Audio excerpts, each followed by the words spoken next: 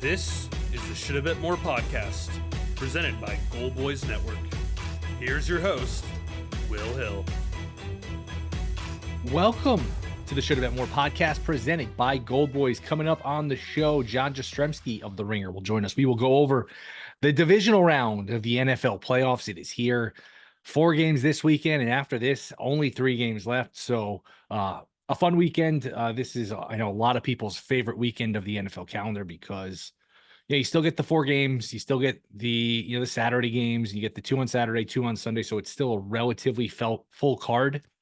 And it's the best of the best. It's you kind of get the pretenders out of there. It's the Elite 8 version of the NFL. So the it's all the big boys back in action. Back under the old format, it was the 2 teams that had the bye back when it was 2 are back in action, which we didn't get to see in the wild card round. But now with the 1, it's still like the Lions are back, the Chiefs are back, the teams that won last week. So it sets up, I think, a good round. And I talked about this the other day. If chalk holds here, if we get relatively what we expect, we are looking at a very good Final Four of, I would think, Lions, Eagles, and then the Chiefs versus either the Bills or the Ravens. And the Bills-Ravens is the game of the weekend. It's funny, the Bills have played in this divisional round, feels like every year, and it feels like every year they are the game, that Sunday late game, the marquee game, the game of the weekend. But it's usually against the Chiefs, and now it's against the Ravens.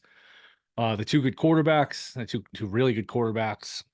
The chance to go to the title game, just a really an evenly matched game. Kansas City, Houston, an 8-point spread puts Baltimore, Buffalo on center stage is certainly the game of the AFC and the game of the weekend, just because it is so evenly matched and you have 2 juggernauts. And you can make a case, hey, whoever wins that game is perhaps I wouldn't go so far to say, hey, whoever wins that game is going to win the Super Bowl, but you get the idea that that game is going to go a long way, I guess, into deciding it. On the other side of that, you have to go to Kansas City. Detroit has home games. I understand that, but this is you get the idea. This is probably 2 of the 3 or 4 best teams in the league, and they knock each other off around early. It's almost like getting an Elite 8 game in in the round of 32 or something. You just get this like a round or so early. This is the caliber of an AFC title game. But before we get to John Jastremski, I'll give you my picks, thoughts on these games, and then we'll talk to JJ. I'll start Chiefs Texans Saturday, the early game. Boy, they are making you pay a tax on the Chiefs. If you bet the Chiefs, you get Mahomes, you get the rest, you get Andy Reid, you get a lot of stuff, home field advantage. But boy, this line up to 9.5 in some spots. They are saying, first of all, you have to pay a tax if you're betting the Chiefs, and they are putting up a big red stop sign, a big red light to the Chiefs teaser money. You're not going to just sit here and tease the Chiefs with the Lions, tease the Chiefs with Ohio State, tease the Chiefs with whoever flips as the underdog in Bills Ravens at the moment. They're going to make you think twice or pay extra for the teaser. So I think it's a little inflated. I like the under more than anything. Texans are good on defense. Texans are not good on the offensive line. Shaky weapons. Kansas City figured a little healthier defensively. It's not a ton of margin for error at 41.5. It's still a pretty low total, but to me, like a 24-17 type of game. I do think the spread's a touch high, and I do like the under. Again, not a ton of wiggle room there. 41.5. I mean, look, 23-20 is a relatively low scoring game, and that still goes over. So it is a low total, but I will go under, and I lean towards the Texans covering the number. The next game, Lions Commanders. Again, I sense a lot of sentiment for Washington, which is something that always happens. We watch the teams win wild card weekend, and we say, oh man, that team won. They're hot. They're, you see that positive reinforcement of the team winning. You want to back them the next week. And people forget the team that was off for a reason. They're home, they're better. And I just think Washington with a really bad run defense, man, Detroit is not the place you want to go when you're shaky against the run. Campbell's teams are never flat. I mean, they lose some games, but they always come out sharp. That building isn't going to let them be flat. So I think Detroit can basically score. Every time they touch the ball might be extreme, and who knows with the 4th downs, but I think they will get well into the 30s here. Saw punts, over-under for punts in this game is 5.5. I would go under there, and under is plus money just because Campbell is obviously uber aggressive. They have a good offense. They don't have a good defense. Quinn last week, the Washington coach, was aggressive as well. So under 5.5 punts is a good one, and I would lean towards Detroit laying the points, and I do like the Detroit team total over 31.5. I think they scored at 35, maybe 38 points. I know that's a lot in the NFL, but man, I think it's a bad matchup for Washington. Defensively, again, I worry a little bit about a backdoor cover, but I don't want to be sitting here with betting Washington. It'll be a lean towards the Lions. The two games on Sunday, I don't have a great feel for Eagles Rams. I don't love the idea that an LA team, short rest, whatever you want to make of the distraction with the Fires, obviously didn't hurt them against the Vikings, but we've just seen this so many times where these warm weather teams go outdoors, cold weather, hostile environment, and struggle. So for that reason, I would go with Philly. If you're making the case for the Rams, hey, Hall of Fame quarterback, probably a Hall of Fame coach, and you got a hell of a pass rush now. So they're live. I think those are a lot of those are a lot of ingredients to be live against anyone. The outdoors worries me. In Philly worries me. Maybe you get a bad Hurts game. It seems like AJ Brown is beat up, not 100%, but I do think Philly, behind the home crowd, behind the running game, wins this game by touchdown, 10 points, something like that. So I will go with Philly. And then I'm going to go with the Ravens. I just think they're bigger. I think it's a bad matchup for Buffalo. I think Buffalo's really small defensively. They can be vulnerable, giving up big run plays. Baltimore's got the better coach. Baltimore's just got more with, Lamar and Henry versus Allen. You can almost make it as simple as that. Allen just doesn't have Henry. It's almost like it's a 2-on-1. Again, it's oversimplifying it, but again, better coach. They destroyed them. I know it's week 4, regular season. The game was in Baltimore, but Baltimore won by 25 points, and they had 8 yards per play to Buffalo's 4 yards per play. So that is a stark difference in terms of their first meeting, their regular season meeting, where Baltimore dominated. I think it's going to be a good game. It's going to be a good game, and I mentioned this, I think, the other day.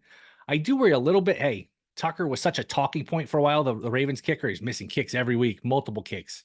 It's flown under the radar because the games have been such blowouts and they're scoring nothing but touchdowns. If the bet came down to Tucker having to make like a 47, 48 yarder to win it, I wouldn't feel great about it. I think that's being forgotten about a little bit. The Tucker issue is kind of gone into the background for obvious reasons, but that is something that keep in the back of my mind. But I do think Baltimore wins a close game. Should be a lot of fun. If you could find whoever's like a 1-point dog and teasing them to 7.5, ideally to 7.5. I think that's a way to play it, because I would expect this to be a good game, a 1-possession game, and really the game of the weekend. But let's see what John Jastremski thinks, get his thoughts on all of these games, maybe some coaching stuff, maybe some baseball. That is next. This Shoulda Bet More podcast. All right, we are back. Shoulda Bet More podcast, and he is back. You can catch him on the Ringer, New York podcast. It is our buddy, the great John Jastremski. JJ, great weekend, 4 great games, 4 good games. I know it's a lot of people's favorite weekend. What's going on? Are you excited for these ball games here? I'm very excited for these games, Will. Thanks, of course, for having me. I think we all are counting down the hours until we get to see Lamar Jackson take on Josh Allen. A lot of narratives on the line. The idea of probably playing Patrick Mahomes in an AFC Championship game is on the line. And let's just hope that the divisional round is a heck of a lot better than Wild Card Weekend. Now, I shouldn't complain. Wild Card Weekend treated me very, very well outside of Tampa Bay and the Washington Commanders. But outside of that game, you had a bunch of duds. Can we get some good games this weekend? Let's go. The games were not good, but I was kind of putting a positive spin on it in terms of, all right, we got blowouts, but we didn't get a lot of upsets. And sometimes you see this like the NCAA tournament where, we love these upsets early, but it kills the later rounds. It kills the Final Four. You have St. Peter's in the Elite Eight. We are looking, if chalk holds here, we are looking at an incredible Final Four of, Detroit, Philly, Kansas City, and either Baltimore, Buffalo. I mean, if it holds, that is as good as it gets. No doubt about it. I don't know if you have felt this way thinking about the weekend and the weekend as a whole. Don't you think, and we'll take Baltimore and Buffalo out of it because you're going to get a top-notch Super Bowl contender no matter who wins that game playing in the AFC title game.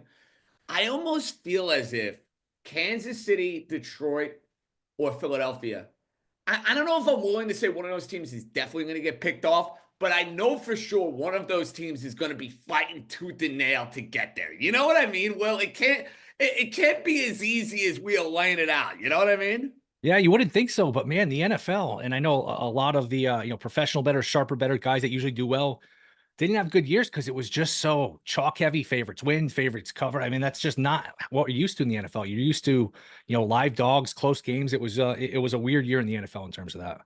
Yeah, listen, I can speak to that. It was not a great regular season for your boy. I think if you were one of these guys, and I like to do this a lot, where you go contrarian in a lot of these games, Nope. the contrarian plays did not treat you well. And to be honest with you, Will, I had to adopt a lot of my philosophy on playing games later in the year saying, hey, I know these are my usual instincts, You got to trust what you're seeing. You can't get too cute. And a lot of these games midway through the year, I was getting too cute. And then end of the year, I said, the hell with it. I'm taking the big favorites. I'm going with the teams that I can count on to cover games on a consistent basis. So, yeah, it has been that kind of year, but things do change. And we'll see if one of those teams maybe gets knocked off potentially this weekend. All right, let's get into them. Let's go in order here. Chiefs laying 8.5, total 41.5. If you're betting the Chiefs, you're getting a lot. You're getting Mahomes, you're getting the rest, Andy Reid, home field advantage. But boy, you're paying, it looks like, a pretty hefty tax. I don't know that I can get to 8.5 with this number. Feels like it should be more like, I don't know, touchdown. Chiefs don't really blow anybody out. Texans have a pretty good defense. Not dying to bet the Texans here, but and there's some 8.5s, there's some 9s. I think the 9s are trying to get you off of those teasers. Do you have a pick in this game? Yeah, it's a tough game. And look, Kansas City's going to win the game. Kansas City, though, doesn't cover numbers. That's just all there is to it. They play close games. The games usually end up being ugly. And you mentioned the rest. I think it could go beyond rest. And it could be a conversation of rust in the early going of this game. Let's acknowledge something here.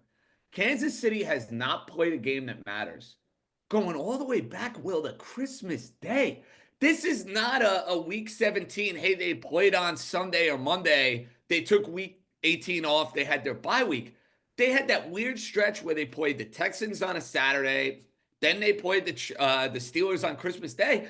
We haven't seen the Chiefs since then. So it's all well and good that they're getting guys back. It's all well and good that they're used to having the bye. I know what Andy Reid's record is off the bye. I'm wondering if there is going to be a rust factor for Kansas City starting off this game. And the other thing I don't like about the Chiefs, and again, they're the Chiefs. They'll find a way. They always seem to find a way. Their tackles are not great.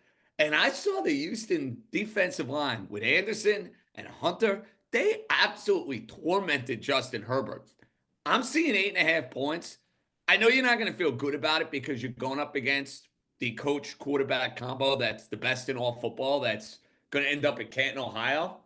If you're playing this game, to me, it's Texans at pass. I am not laying the big number with the Chiefs. I can't do it. Now, could I have massive egg on my face if CJ Stroud stinks and the Texan offense stinks and they're the team we saw for the first, I don't know, quarter and a half against the Chargers last week? Yeah, there's a possibility of that. I just think it's way too many points. This reeks of a close game. I'd be thinking about taking Houston the first half and then seeing how the second half goes. But if you need a play on this game, my lean as we sit here on Thursday is Houston. Yeah, I think of it as like, and I generally have the same take as you, as like a 24-17 type of game, lean towards the under, lean towards taking the points. I made the same point the other day. It is an inordinate amount of rest. I mean, you are getting basically that extra week. You're talking a month off. That is a ton. But I could also see a flip side of this. Like, I could see them be rusty, but I could also see they come out and they just maximize their time off perfectly. They're fresh, they're rested. Kelsey looks good, and you just feel like an idiot. It's 14-0 right away. And like, wow, why did I think rest would be a bad thing for it? So I can see it going either way. I get everybody out there looking at teaser legs. And this is where the NFL and favorites and a lot of the squares have made a lot of money this year. Give them credit for that. How do you not tease down Kansas City in this game? Well, like, oh, you have to. I'm not trying to reinvent the wheel here. How do you not tease down Kansas City? Kansas City's not losing this game to Houston, are they? No, I wouldn't think so. And people go, oh, it looks too obvious. Well, you know what? Bills Ravens teaser last week was obvious, and it was it was never in doubt. So it was a layup. Exactly. Yes. It was a layup. So enjoy the layup when you get it every now and again. Lions laying 8.5 to the Commanders. This is some, again, same thing as Houston, Kansas City, some 9, some 9.5. If you can get the 8.5, that's also in teaser range. I don't see them losing this game. Campbell's teams never really come out flat. I think they're going to have a really, I think if you're Washington and you're not a good run defense, this is the wrong building to go into. I could see Washington running into a buzzsaw here. I understand, and I sense there's been some sentiment for Washington there. People like Daniels, people like the team that won last week, but man, tough spot going into Detroit here. I lean towards Detroit, but it is a lot of points. It's a very, very tough spot because the Lions are rested, and it looked like they found something getting Anzalone back on that defense against your Vikings. Now, we know what happened to Sam Darnold the following week against the Los Angeles Rams, and I think that's what we're trying to figure out going into this game. Did the Lions get healthier on defense and make some serious adjustments, Or did they take advantage of a quarterback where the stage and the moment was maybe a little bit too big for him? The stage and the moment is not going to be too big here for Jaden Daniels. I think we saw that against Tampa last week. He's calm, cool, and collected. He can go and make plays with his legs. Part of me, Will, says I could see this being Detroit having their way with the Washington defense, to your point. I think they're scoring 30-plus points in this game with ease. They are great at home offensively. They can move it up and down the field. They know how to finish when they get inside the 20-yard line. They're just a prolific offensive group, and they're that much better when they're in that building. Am I going to be stunned if we're sitting here and this is a 14-point game, and I have Detroit laying the 8.5 and a 9, and I'm sweating out a backdoor cover? Because that's kind of how I see this game playing out. I'm taking Detroit because they're the better team. They're at home, and they go pedal to the metal. They're not one of these teams that usually lets their foot off the gas. They want to keep going some more. I like the fact that they don't kick field goals. If it's close, it's 4th and 2, 4th and 3. Campbell's going to go for it. You like that much more if you're trying to go and cover a big number. But let me just warn everybody. I have picked against Washington a lot. It has not gone well for me this year. I picked against Washington last week against Tampa. It was my only loss wild card weekend. So I like the Lions. I think it's a high-scoring game. I don't know if it hits the over is ridiculous at like 55 and a half. I don't know how you play that. But my play for this game is Lions, and I know I'm going to be sweating it out late. Yeah, I completely agree about the backdoor scenario. I feel like, this is if it's 17 late, you're good if you're Detroit because Daniels is driving to cut it to 10. If it's 14 and Daniels is driving to cut it to 7, you're in big trouble because he can run. Detroit will be playing soft. So I could certainly see where this is like, 14-point game, 17-point game with, Washington with a chance to either cut it to like 10, 7, and depending on, what it is at the time, covering or not covering. How about this one? Under 5.5 punts for the game, plus 120 at DraftKings. Oh, I like that. Nobody's punting in this game, right? Yeah, I think the only way you run into trouble there is if Washington gets off to a slow start. That's the only way I think you run into trouble. But yeah, 5.5 punts. I don't see how we get to that total. I don't. And even if Washington gets off to a slow start, well, then they're probably going to have to play catch up, and they're probably going to, chase they're not going to points pull later in the game. Yeah, Touche. exactly. That's a good point. That's a good point. Eagles laying 6 against the Rams. Look, Rams have a coach, a quarterback, and they now have a pass rush. They've done a hell of a job replacing Aaron Donald. They got some monster pass rushers.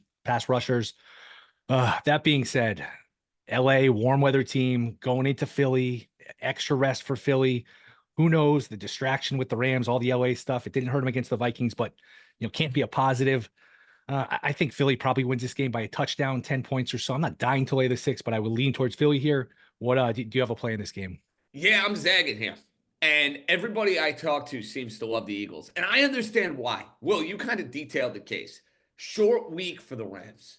The idea of going to the East Coast. The matchup has not been favorable. Saquon Barkley ran all over them when they played back in November. They beat them last year in LA. The Rams have not matched up well with Philadelphia. And I acknowledge Philadelphia, pound for pound, is probably the most talented team left playing. Like when you take offense, defense, line, special teams, the whole kit and caboodle, I think they're the most talented roster on the board. That's the way I see it. However, I think they have an offense problem.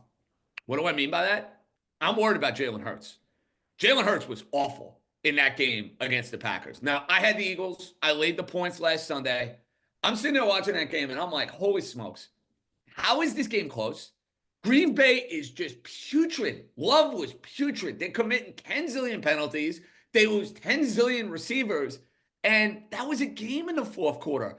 Jalen Hurts, outside of the Super Bowl, that he played really, really well and should have won for what it's worth against Kansas City. You look at his playoff games, other than that Super Bowl, under 200 yards in every single one of these games. And I'm getting Sean McVay, who I like more than Sirianni.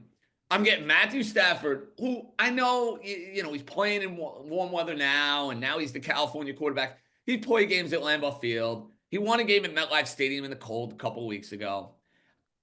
I think the Rams got something going here. I really do. And this game could end up being 31-13, and I look like a damn fool here. And mind you, I have some Eagles Super Bowl futures from the beginning of the year.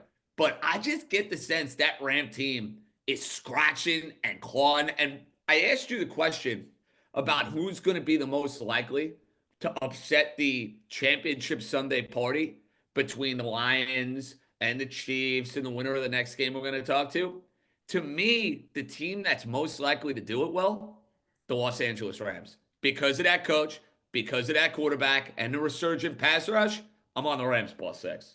I don't disagree with any of that. And throwing the fact that AJ Brown, maybe not 100%, seems like he's What's going certainly, on I'm with not him, man? sure. He's reading books. He's been a non-factor in these games, and he doesn't look 100% right either. No, he doesn't. The only thing about Hurts, and I was on Green Bay last week, and Hurts was not good, 39 yards passing at half. It seemed like every time he needed to respond, like once he needed to get going, he did. Green Bay scored a couple times. He came right back, let him down the field. So maybe it was just rust, having not played in a while, the concussion, maybe. So that's, at least something that crossed my mind where Hurts is at Fair, least and I'll better tell you something else, second part of the Will, game. with the Eagles, when you go against them, it's infuriating. When you have them, it's really encouraging. They are automatic, Yep. dude, in these short yardage situations. Great Automatic. point. And Great you point. almost have to factor that into the handicap. If they're getting into 3rd and 3, Yep. they're going to run it, and then they're going to run it again and get the first down. That it's tough. It makes things that much more challenging on a defense. Every drive is 1st and 7. They don't start 1st and 10. They start 1st and 7 because if they get 7 yards, they're going to get the other 3, like you mentioned. It's 100% true. The game of the weekend, we have flipped a couple times here. I'm looking at one book, Ravens by 1.5. Boy, if that's your line, I mean, I can't argue against teasing the Bills. I would expect this to be a close game. I do think Baltimore's better. I think Buffalo's just very small defensively, shaky against the run. And to me, it's just as simple as Lamar has Henry. Allen doesn't have a Henry. So I do worry, and I mentioned this a little earlier, the Tucker issue has kind of gotten forgotten because they've been winning these games by a lot. It's been all touchdowns. It's been blowouts. I would not trust him to sink like a 47, 48-yarder if the game comes down to it. But I just think Baltimore's better. I think they win a close game. What are you looking at here? I'm with you on the Ravens. Now, you mentioned Justin Tucker and the kicking issues. Let's not lose sight of Tyler Bass, who missed a monstrous kick last year against Kansas City with a chance to go and send that game into overtime. I don't trust him at all. I've seen him been way too shaky over the years. But the reason I like Baltimore in the game is simple. Buffalo has a Derrick Henry problem. They had a Derrick Henry problem early in the year. They've had a Derrick Henry problem going back to when he's played with Tennessee Titans. They can't slow him down. They can't stop him. I don't love Lamar in these big games. I don't. I've gotten burned by him on a couple of different occasions. Last year in the AFC title game against the Chiefs. A few years back, Josh Allen ended up beating Lamar Jackson in a low-scoring game in the divisional round right after COVID. But to me, Baltimore is more well-rounded, and they have Derrick Henry. And I trust their coach a lot more than I trust Sean McDermott. So I think it's a tight game. I think Josh Allen is unbelievable. I hate betting against him. He's going to make some spectacular plays against the Raven defense. But I know Baltimore can rely on Henry. And as long as the game stays within, that 7 to 10 point range where they're not getting blown out and they're not going to become one-dimensional, when you can rely on Derrick Henry in these games, I think it's the ultimate difference maker. Well, I played a -116 on the money line. I'm not getting cute. I'm not getting cute with the 1.5. Give me Baltimore -116 to win the game. Who wins the Super Bowl? Until I see otherwise, Chiefs. Right? I've gotten burned each of the last 2 years thinking it's not going to happen. I hope I'm wrong. The team I really don't want to win is Buffalo. I could live with anybody. The team I'd love to see win is Detroit. I'd love to see Detroit go win the Super Bowl. But, hey, Kansas City's there. They got home field advantage. Until somebody knocks them off, Will, I'm going with the champs, man. I know it's kind of in vogue to like root against Kansas City. Oh, we're sick of them. We hate the Chiefs. They get every call. It would be it would be kind of cool, at least from, a historic standpoint to, to see a three-peat, and the fact that it hasn't been done. I wouldn't mind seeing it. They're right there. Yeah. All they got to do is win 2 home games and win a game down in New Orleans. They're right there. So until you, like in the AFC, as brilliant as Allen and Jackson may be, have they beaten the big guy when it matters? One of them is going to get a chance to do so next week. All right, couple quick ones with the coaches, then some baseball, and we'll get you out of here. Does Deion take the Cowboys job? It's fun to talk about. I'm going to say no. I think he's better suited in college, number one. And as tantalized as Jerry might be, I think he goes like the Kellen Moore type. That's my guess. Where do you think the Jets go for a coach? Aaron Glenn. Okay. Not what I would do. I like Aaron Glenn. He's well respected. He's done a great job. They need a coach with coaching experience. I think they're dropping the ball by not interviewing experienced guys. I'm going to say, though, Aaron Glenn with his Jet ties is the next head coach. You think Rodgers retires? No, I think he's playing somewhere else next year. I don't know where yet, but he's playing somewhere else. Maybe Pittsburgh, maybe New Orleans if McCarthy goes there. But he will not be with the Jets. I can say that with certainty, Will. His Jet career is over. Man, I kind of thought it was going to work. I thought he had enough left. Who knows if he didn't get hurt? I thought the rest of the team around him was good. I just thought it was a nice fit. And, who knows if things go differently. But, man, and I'm not a Jet fan, but just for, content purposes, Rodgers is a great player. I was kind of rooting for it to work. Man, what a disaster it was. Jeez. It was an epic disaster. And it wasn't just Rodgers. Like, statistically speaking, you look at Rodgers' year and say, wow, the numbers. If you would have told me in September these would be the numbers, I'd say, wow, the Jets going to win 10, 11 games. Played all 17. They obviously had coaching issues. Their defense wasn't as advertised. And this is where you got to knock Aaron. They had a lot of games early, midway through the year where he orchestrates a drive and wins a game. We're talking about a different year, and he was awful in those 2-minute situations. Denver, Indy, Buffalo. I could give you a bunch of different examples where he didn't get it done. Seattle, and that kind of defines your season. Yeah, nowhere near as bad as the record, but still just a complete disappointment. Baseball. I think I had you on a week or so before Soto ultimately signed with the Mets. I think the Yankees have pivoted nicely. I can't go as far as say, hey, they're better, they're even as good, but it's close. I like the bullpen. What are your thoughts here with the Yankees losing Soto and everything that's happened since? They've done as good a job after losing Juan Soto as you possibly could do. Their pitching staff is so much more improved. You got Fried right there with Cole, top of the rotation. Williams, back end of the bullpen with Luke Weaver. You have a legitimate closer. You have a legitimate 8-9 1-2 punch. I love that. Offensively, Yankee fans are going to love Bellinger. The guy's a gamer. He's a good defender. He can play in the outfield. He can play at first base. I'm a big Cody Bellinger fan. I've wanted him on the team for a while. I don't know what Goldschmidt has left. I think if you lower expectations and say, okay, hit 240, 250 with 20 home runs and you get that, you should be very satisfied. Assuming, of course, you get a good glove at first base. I'd like to see one more move, and it's not a big move. I don't need the Yankees to go and spend a 7 or 8 year contract for Alex Bregman. That'd be a disaster. I'd like another veteran professional infielder in here to work their way into that mix. But here's the best thing the Yankees have going for them, Will. The American League stinks. Yep. Who really scares you in the American League? Baltimore has done absolutely nothing this offseason. Boston's improved. They're not there yet. The Astros are not the same team they've been. They said goodbye to Kyle Tucker. Seattle has no offense. Texas is an older team. The teams in the Central never beat the Yankees. If your measuring stick is the Dodgers are really, really good. I don't think there was a move the Yankees could make that would catapult them, or any team for that matter, over the Los Angeles Dodgers. So that will hurt, but I like the Yankees where they're at to get back to the World Series because I don't trust the rest of the American League. So you get back there, your pitching, your defense, your fundamentals are better. You go and make another move, you take another shot at it. That's my hope. Yeah, and I like the kid Cruz, too. They got from Cincinnati. I think 15 strikeouts per 9 innings, a guy that can miss bats. I mean, they can get a lot out of him, man.